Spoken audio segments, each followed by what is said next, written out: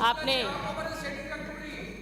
महामहिम राज्यपाल महोदय के अभिभाषण पर हो रही धन्यवाद प्रस्ताव की चर्चा में हिस्सा लेने का अवसर दिया। माननीय सभापति महोदय, सत्ता पक्ष के जितने लोगों ने इस अभिभाषण पर बोला है, किसी ने ये जानने की कोशिश नहीं की कि जो कुछ अभिभाषण में लिखा है क्या धरातल पर वह हूबहू परिणीत हुआ है कि नहीं हुआ। हर वर्ष बजट सत्र से पहले माननीय महामहिम का अभिभाषण होता है। माननीय सभापति महोदय, जब मैं वर्ष 2019 का अभिभाषण पढ़ रही थी, 2020 का अभिभाषण पढ़ा, 21 का पढ़ा, 22 का पढ़ा और ये 23 का। आप देखिए माननीय सभापति महोदय, हर अभिभाषण में महामहिम के द्वारा यह बात कहलवाई गई कि हम विद्युत के क्षेत्र में सरप्लस हो गए हैं और आत्मनिर्भर हो गए हैं। अब बिजली उत्पादन हमारा इतना अधिक हो गया है कि हमें अब किसी और से बिजली खरीद की ज़रूरत नहीं पड़ेगी। लेकिन जैसे उपनेता महोदय ने कहा कि बिजली के लिए किस तरह से कृत्रिम कोयले का संकट उत्पन्न करके हम कैसे प्राइवेट कंपनियों से अधिक मूल्य पर बिजली खरीदें ताकि कमीशन के रूप में जो राशि आए वो आधी मेरी जेब में भी आ जाए।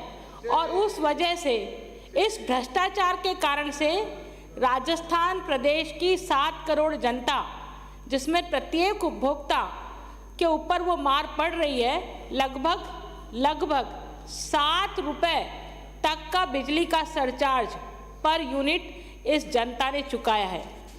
तो आप जब सरकार में आने वाले थे तब तो आपने वादा किया था कि हम बिजली के दाम नहीं बढ़ाएंगे, लेकिन सरचार्ज के तौर पर इतने अधिक बिजली के दाम बढ़ाए हैं कि आज जनता को बिजली के तारों में करंट नहीं मिल रहा, बिजली के बिलों में करंट मिल रहा है और वो पूछ रही है कि कहाँ है ये सरकार के नुमाइंदे, जरा आकर के तो बताएं कि तार में करंट आ रहा है कि बिजली के बिल में करंट आ रहा है। माननीय सभापति महोदय, अभी सिरोही से आने वाले माननीय सदस्य राज्यपाल महोदय के अभिभाषण पर कम केंद्र सरकार पर ज़्यादा चर्चा कर रहे थे। तो माननीय सभापति महोदय, मैं आपको बताना चाहती हूँ, जिस परंपरा से वो आते हैं, कांग्रेस परंपरा से वो आते हैं, जिनके नेता नेशनल हेराल्ड केस में जमानत पर छूटे हैं, वो ईमानदारी की बातें कर रहे हैं। जिन्होंने अपनी संस्था को चूना लगा दिया, अपनी संस्था में करोड़ों का भ्रष्टाचार किया, उनकी जनता, उनके फॉलोवर उनसे क्या सीखेंगे यह तो वो जाने। लेकिन हम जिस परंपरा से आते हैं वो दीनदयाल उपाध्याय जी की परंपरा, श्यामा प्रसाद मुखर्जी जी की परंपरा, और जहां नरेंद्र मोदी जी आते हैं उन्होंने सीखा है उस परंपरा से कि कैसे जनता को जवाब देना है, कैसे सेवक बन करके काम करना है। और यही कारण है कि 70 साल 75 साल आज़ादी के बाद पहली बार ऐसा हुआ कि जिस देश ने इस भारत पर शासन किया वो देश की अर्थव्यवस्था को पछाड़कर हम विश्व की 5वीं अर्थव्यवस्था बनने जा रहे हैं। $5 ट्रिलियन की अर्थव्यवस्था हम बनने जा रहे हैं। यही नरेंद्र मोदी जी थे, उनकी वजह से 200 करोड़ लोगों को कोविड का टीका लग पाया। यदि ये मोदी जी नहीं होते ना तो कल्पना कर सकते हैं आज तक भी मुंह पर पट्टी लगा करके घर से बाहर निकलना पड़ता। जैसे चाइना, जो इतना बड़ा इकोनॉमी का देश है, आज भी वहाँ कोविड के कारण से परेशानी है, उनकी पूरी अर्थव्यवस्था को तहस नहस कर दिया। और यही कारण है कि कोविड पर हमने विजय प्राप्त करी और इस वजह से हमारी अर्थव्यवस्था दुगनी तिगनी चौगनी होकर के आज बहुत गति से दौड़ रही है। इस अभिभाषण के पृष्ठ पर बहुत साफ गोई से लिखा हुआ है कि भारत राजस्थान की GDP, para number 10, page number 10 के पैरा नंबर 11 में, कि राजस्थान की जीडीपी की ग्रोथ दहाई में है 11.04% है। तो माननीय सभापति महोदय, ये राजस्थान की जो जीडीपी की ग्रोथ जो आई है ना, वो इसलिए आई है क्योंकि प्रधानमंत्री नरेंद्र मोदी जी की नीतियों के कारण से ये राजस्थान की जीडीपी ग्रोथ इतनी अधिक है, और इस कारण से है क्योंकि उन्होंने आधारभूत इंफ्रास्ट्रक्चर के लिए जितना पैसा दिया है। आज राजस्थान में जितने नेशनल हाईवेज देखते हैं, आज राजस्थान में जितने एयरपोर्ट्स देखते हैं, आज राजस्थान में जितनी रेल की कनेक्टिविटी देखते हैं, आज राजस्थान में हम जितने व्हीकल्स देखते हैं, मैं बताना चाहूँगी सदन को कि जिस जर्मनी और जापान की 2 व्हीलर्स के लिए पहचाना जाता था पूरे वर्ल्ड में कि यदि 2 व्हीलर्स 4 व्हीलर्स यदि कहीं से लेना है तो जर्मनी और जापान की कंपनी का लेना चाहिए, वो पूरे दुनिया में अपने को बूम करते थे। लेकिन आपको जान करके प्रसन्नता होगी कि यही नरेंद्र मोदी जी का शासन है, और इसी नरेंद्र मोदी जी के कारण से आज ऑटोमोबाइल हब में हम जापान को पछाड़ करके आगे निकल गए हैं। यह है नरेंद्र मोदी जी की ताकत, यह है देश की ताकत। अभी हाल ही में हमने 26 जनवरी का पर्व मनाया है। नरेंद्र मोदी जी की आत्मनिर्भर योजना के कारण से, आत्मनिर्भर भारत के कारण से आज हम इस देश के निर्यात को बढ़ा पाए हैं और आयात को हमने कम किया है, और यही वजह है कि हम आगे बढ़ते जा रहे हैं, आगे बढ़ते जा रहे हैं। नरेंद्र मोदी जी ही कारण है कि आज देश की दुनिया में जो साख बनी है, जिसकी बात को अंतर्राष्ट्रीय स्तर पर बहुत गौर से सुना जाता है, ना केवल गौर से सुना जाता है बल्कि G20 जैसे महत्वपूर्ण देशों की अध्यक्षता यदि किसी को मिली है तो वो भारत को मिली है, और यही कारण है कि नरेंद्र मोदी जी इसके कारण हैं। इसलिए नरेंद्र मोदी जी हमारे साथ साथ एक देश और आज़ाद हुआ था। कांग्रेस की नीतियों के कारण से हमारा देश का टुकड़ा हुआ था। कांग्रेस की भारत जोड़ो यात्रा निकाल रहे हैं राहुल गांधी जी, और कश्मीर में जाकर के क्या स्टेटमेंट उन्होंने दिया है, हम यदि सत्ता में आएंगे तो धारा 370 वापस हूबहू लागू करेंगे। कौन से सपने देख रहे हो आप? धारा 370 लगाना अब आपके हाथ की बात नहीं है।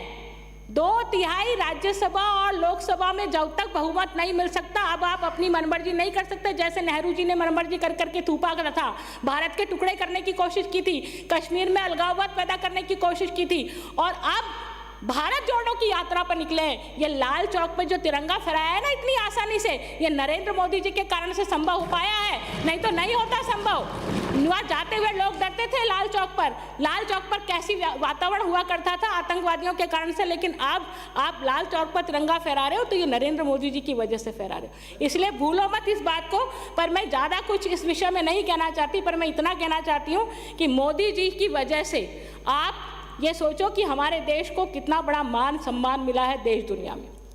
इसलिए मोदी जी के कारण से ही हमने अपने देश की पहचान बहुत अच्छे से बनाई है और हमारे देश को आगे ले जाने का काम उन्होंने किया है।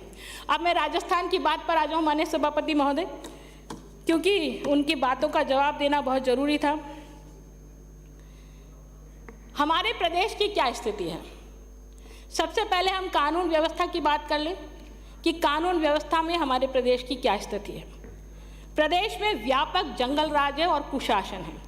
कोई देखने वाला नहीं, कोई सुनने वाला नहीं, जिसकी जो मर्जी आए वो करे।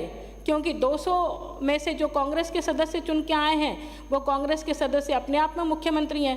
वो कौन सा एसपी लगेगा, कौन सा डीवाईएसपी लगेगा, कौन सा सीआई लगेगा, वो कितना भ्रष्ट है, काम करने में एफिशिएंस है या नहीं है, कोई लेना देना नहीं है। पर मेरा हुक्म कितना बजाता है उस पर उसकी मेरिट निश्चित होती है, और वो हुक्म की वजह से राजस्थान में जंगल राज है। अभी माननीय उपनेता चर्चा कर रहे थे, ट्रांसपेरेंसी इंटरनेशनल रिपोर्ट के अनुसार लगातार 3 सालों में भ्रष्टाचार में राजस्थान देश में नंबर एक भ्रष्टाचार में। आपने जितनी योजनाएं लाए हैं ना, मुख्यमंत्री जी ने कहा कि हम 10 लाख पट्टा देंगे। माननीय सभापति महोदय, वहाँ फील्ड में जाकर के देखिए, बिना सेवा के फाइल कसकती नहीं है। इतना करप्शन इस पट्टा देने में है, इतना करप्शन है कि जितनी सरकारी भूमियां हैं जो खाली पड़ी है माननीय मंत्री महोदय, उन खाली पड़ी भूमियों पर भी पट्टा देने का काम, करोड़ों के खेल के द्वारा पट्टा देने का काम हुआ है। लेकिन गरीब आदमी जो वास्तव में भूमि पर काबिज है और पट्टे के लिए दर दर की ठोकरें खाने को मजबूर है, उसको पट्टा नहीं मिल रहा। आपका ये 10 लाख का टारगेट कुछ भी पूरा कर लो आप, पर यह पूरा होने वाला नहीं है। और इसी प्रकार से फर्टिलाइजर स्कीम में आप देखिए माननीय सभापति महोदय, किस तरह से करप्शन करने के रास्ते कहां से निकाले जाए। इसलिए कैसे हमने इसको फर्टिलाइजर की कमी जानबूझ करके हमने ऑर्डर नहीं दिया केंद्र सरकार को कि कितना फर्टिलाइजर हमें चाहिए। समय पर आपने वो आपका जो पेपर था वो नहीं भेजा, और पेपर नहीं भेजने की वजह से ही आपको समय पर फर्टिलाइजर जितना आपको चाहिए था उतना आपको मिला, और आपने किसानों को फर्टिलाइजर नहीं दिया। ब्लैक में बेचारे किसान दुगनी रेट में वो फर्टिलाइजर लेने को मजबूर हुए। माननीय सभापति महोदय, सांप्रदायिक दंगों की यदि मैं बात करूं तो शर्म आ जाती है मुझे। जब भी कोई सरकार चुन के आती है वो सबकी सरकार होती है, किसी वर्ग विशेष की सरकार नहीं होती। लेकिन हमारी मंत्री खुद ये ऑर्डर निकाले कि रमजान का महीना चल रहा है, इसलिए उन अल्पसंख्यक क्षेत्रों में बिजली की माकूल व्यवस्था होनी चाहिए, और नवरात्रा चल रहा है लेकिन नवरात्रों में हिंदू बहुल क्षेत्रों में बिजली की माकूल व्यवस्था होनी चाहिए। कभी ऐसे ऑर्डर निकलते देखे हैं क्या सरकारों के? लेकिन ये पहली बार है कि ऐसे सरकारों ने आदेश निकाले हैं, और उस वजह से जो बदमाश हैं, जो शातिर हैं, जो हमेशा ही सांप्रदायिक तनाव को बढ़ावा देते हैं, जो सांप्रदायिक सौहार्द को जिनको भाता नहीं है, वो हमेशा इस प्रकार से घटना कारित करते हैं और समाज को नर्क में धकेलने का काम करते हैं। माननीय सभापति महोदय, उदयपुर की घटना किसी से छिपी नहीं है, मैं उसके बारे में जिक्र नहीं करना चाहूँगी, लेकिन मैं इतना ज़रूर कहना चाहूँगी कि इस प्रकार की घटनाओं से जो आम आदमी है ना, वो बहुत दर्द महसूस करता है कि जिन लोगों को हमने चुन करके भेजा, क्या वो जाकर के इस प्रकार से जात पात करेंगे क्या? हमने जिन लोगों को चुन करके भेजा, क्या वह उस प्रकार से भेदभाव करेंगे क्या? इसलिए आज आम जन बहुत परेशान है। माननीय सभापति महोदय, समाप्त करें। माननीय समाप्त करें। मुझे 12 मिनट बोलने के लिए मेरे सचेतक महोदय ने कहा, इसलिए मैं आपसे निवेदन करूंगी 2-3 मिनट और मुझे दे दीजिए। माननीय सभापति महोदय, मैं आपसे निवेदन करना चाहती हूँ। हाँ, मैं समाप्त, चलिए आप कहेंगे तो मैं समाप्त कर देती हूँ, पर मैं निवेदन करना चाहूंगी कि ये जो, हाँ, मैं 2 मिनट में समाप्त कर रही हूँ। ये आपका जो अभिभाषण है, इस अभिभाषण में जितनी चीजें लिखी हुई हैं, वो अभिभाषण की सारी चीजें मिथ्या हैं, व्यर्थ हैं, इसलिए मैं विरोध करती हूँ। आसन पैरों पर विराजिए आप, मैं अलाउ नहीं करूंगा, विराजिए आप। अंकित नहीं होगा, विराजिए, विराजिए, विराजिए, विराजिए। 45 लोग बोलने वाले हैं, समय का ध्यान